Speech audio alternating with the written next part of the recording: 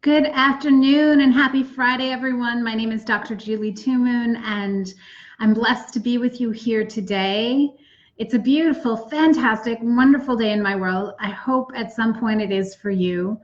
I was really thinking about what the best part of my day is the other day, and I honestly would have to pick like 14 things because I have so many lovely moments that I really just I geek out on so many times during my day, whether it's waking up and getting to recognize and appreciate another day, whether it's the chance to move my body or to do my meditation or to prepare my food or get to help people heal. I mean, honestly, there's like a billion points during my day where I just think, oh my gosh, thank you, thank you, thank you. But I wasn't always like this. There was a time in the past that seems really far away now, but in reality, nothing in life is very far away from where we're at. And it was a time where I woke up and would just be like, ugh, again.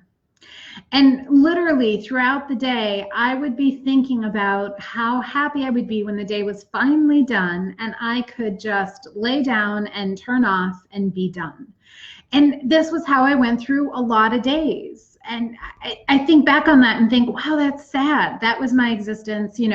I will do everything that I must do because I must do it. I've made these obligations, whether it's to myself, my family, my house, my patients. But what I really want to do is stop. And when I certainly had a day that I could stop, I did so. I reveled in being able to do nothing. I think for years, probably, my husband was like, my God, this is so boring. You don't ever want to do anything. And I didn't. I really didn't. I didn't have anything left to do anything. And as I talk to so many of you, I see the same patterns in you, that it's like I am still here, right? I'm still doing what I have to do. But gosh, every day is just an exercise in meeting my obligations and not really having any joy in the midst of it. And honestly, looking forward to when I finally get to turn off. And I see it all the time, especially in women who tell me that they stay up till 1 or 2 in the morning because it's finally when no one needs them.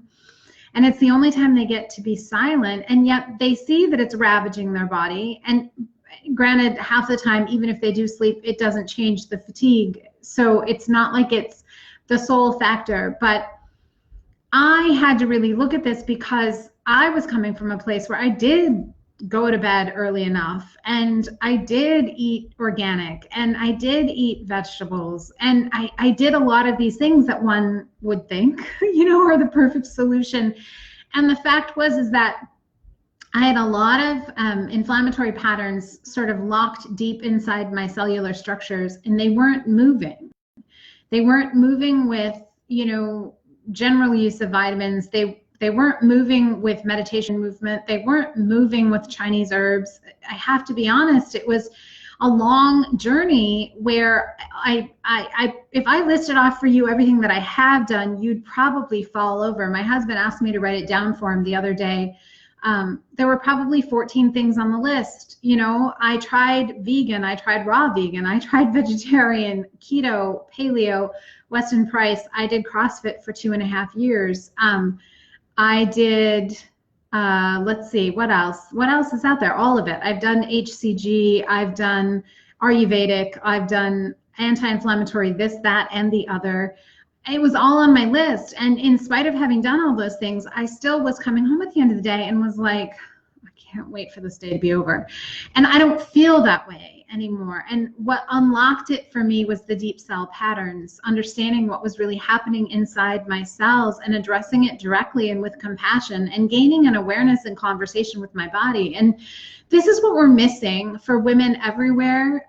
I hear so many stories that really break my heart of women who are being very dismissed by the medical community, both alternative and traditional, looking at them as, well, it's just your adrenals, or it's just this, or maybe you aren't following the program, or maybe you aren't doing this, that, or the other, from people who've been very diligent and very attentive. And I say, well, maybe it's just that we really haven't taken the time to understand the way that our bodies work. And maybe it's just that we're not being all inclusive in the way that we approach our healing programs.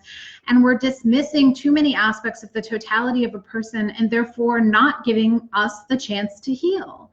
And that's the reality of what I see, is that we very often are negating our chances to really heal by staying too surface and playing too small and trying to, in essence, medicate what's happening.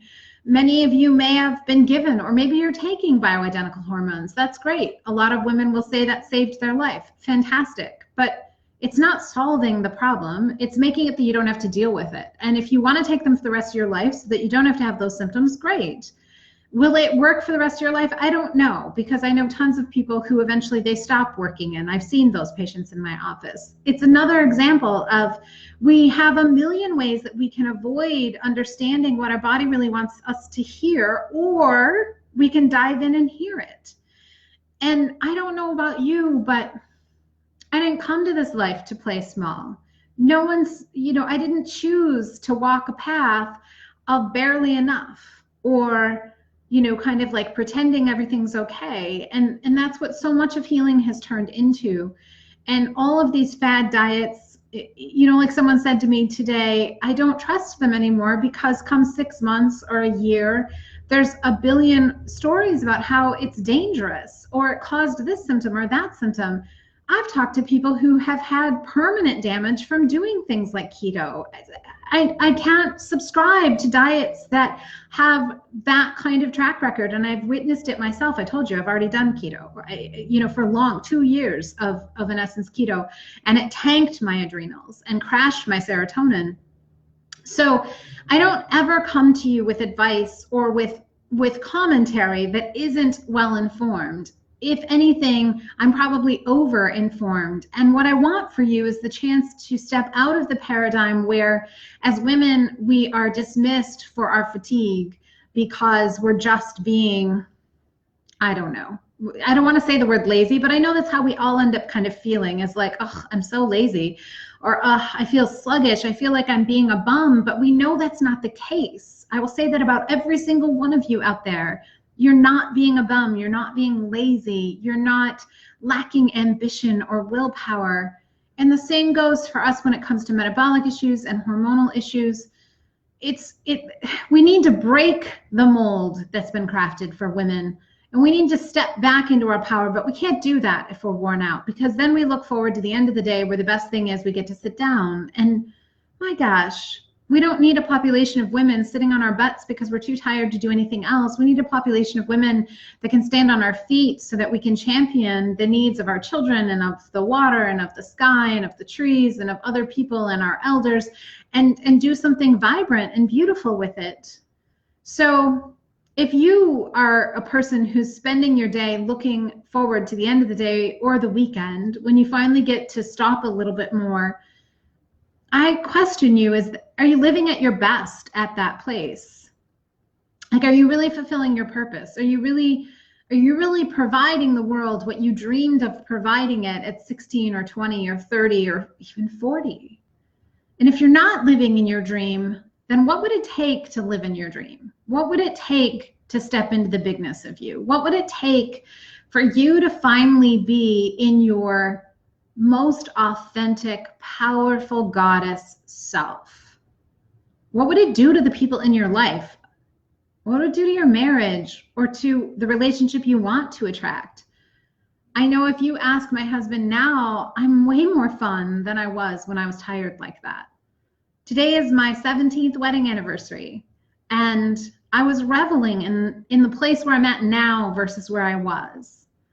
Even when my kid, even 10 years ago, I wasn't even close to the sense of vitality that I have now. So the point is, women, we hold a vital place in the world. And if we can't own that space, I will tell you that less vital people who have less good intentions are going to step up and fill our shoes. And I don't know about you, but I don't want anyone filling my shoes as long as I'm here to fill them myself. So think on it, contemplate that, see where it sits with you. And if you're really ready to step into that power, then contact me. You can have that too, but you deserve more.